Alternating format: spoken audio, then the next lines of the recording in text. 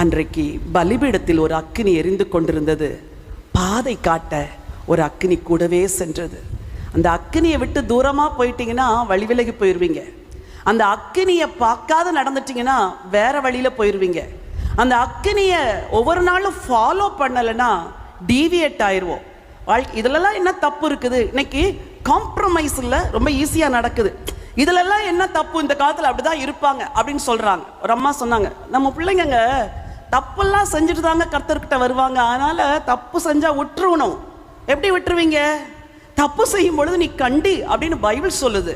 அப்போ அந்த பிள்ளைகளுக்கு நாம் மாத்திர கர்த்தருடைய சித்தத்தை அறிவதல்ல, நம்முடைய தலைமுறைக்கு கூட நம் ஆண்டவருடைய சித்தத்தை சொல்லி கொடுக்கணும்.